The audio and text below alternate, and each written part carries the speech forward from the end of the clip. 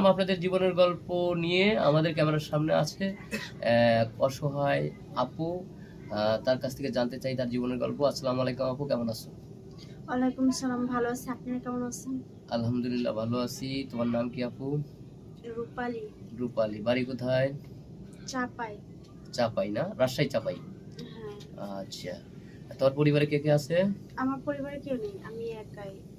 দাদির কাছে মানুষ হয়েছে, আমার বাবা ছোটবেলা মারা গেছে। ও, দাদির কাছে মানুষ হয়েছে না? হ্যাঁ। তোমার বাবা মা ছোটবেলায় মানুষ মারা গেছে। আহ, আচ্ছা, এখন আমাদের ক্যামেরার সামনে আসার মূল কারণ কি? সাহায্য সহায়তার জন্য, না কোনো ভালো মানুষের সন্ধান, বিয়ে শাদী করবে এরকম কিছু?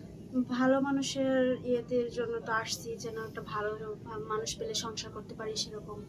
না, আমরা তো গরিব, কেউ নেই, আহ, তার জন্য। তো তোমার গ্রামে কোনো ভালো ছেলে নাই? এই এলাকার মেম্বার চেয়ারম্যান দেখে শুনে বিয়ে শাদীর ব্যাপারে কোনো কথাবার্তা হয়নি কখনো? না, এরকম কেউ নেই। গার্জেন থাকলে সেটা হইব, গার্জেন নাই দেখেই তো এরকম আজকে আপনাদের এর ভিতরে আসছি। আসার মূলত হচ্ছে গিয়ে যে আমি যেন ভালো একটা হাজবেন্ড পাই বা সংসার করতে পারি সারা জীবন। ওরকম একটা হাজবেন্ড পেলে ভালো হতো। সবাই, সব মেয়েই চায় যে একজন ভালো স্বামী সংসার করুক, ঠিক আছে।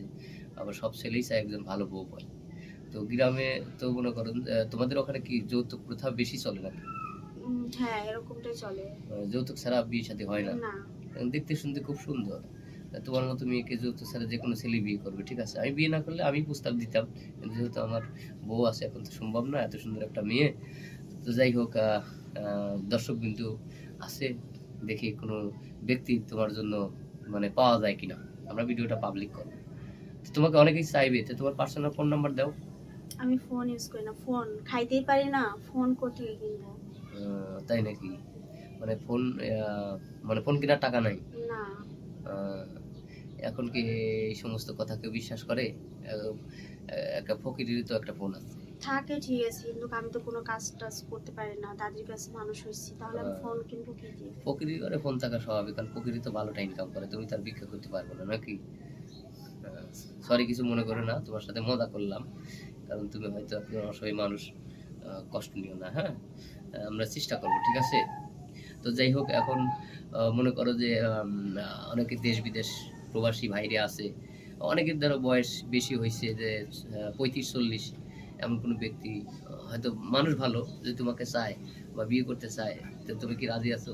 হ্যাঁ, আমি রাজি আছি, কিন্তু ভালো হতে হবে। ভালো হতে হবে, হ্যাঁ। মনের দিক দিয়ে ভালো হতে হবে, কেয়ারফুল হতে হবে, হ্যাঁ। এই তো।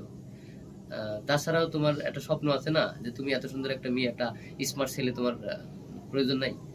যে আমি সুন্দর মানুষ, আমি একটা স্মার্ট ছেলে চাই, একটু লম্বা চূড়া চাই, সুন্দর চাই, এরকম কিছু ডিমান্ড না, আছে? না, না, না, স্মার্ট ছেলেদের প্রতি মানে ওইসব ছেলেরা কখনো বউদের মন বোঝে না, বাট কথা হচ্ছে যে ছেলেরা রূপ দিয়ে কখনো কিছু হয় না।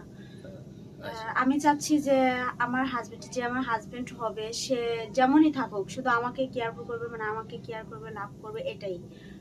ভালোভাবে যেন আমি মৃত্যুর আগ পর্যন্ত সংসার করতে পারি। Thank you. আর স্মার্ট ছেলেরা তো ওরা তো মানুষকে ঠকায়, মানে মেয়েদের জীবন নিয়ে খেলা করে। তো আমি সেরকম চাই না। ধন্যবাদ। আমরা আর স্কিপ বাড়াবো না। সুপ্রিয় দর্শক, মেয়েটার জীবনের গল্প শুনলেন, সে একজন ভালো মনের মানুষ চায়। আমাদের স্ক্রিনে আমাদের নম্বর দেওয়া থাকবে, মেয়ের কোনো পার্সোনাল ফোন নাম্বার নাই, কেউ অযথা ভিডিও কল দিবেন না, সরাসরি কল করবেন। আর ভালো থাকবেন, সুস্থ থাকবেন।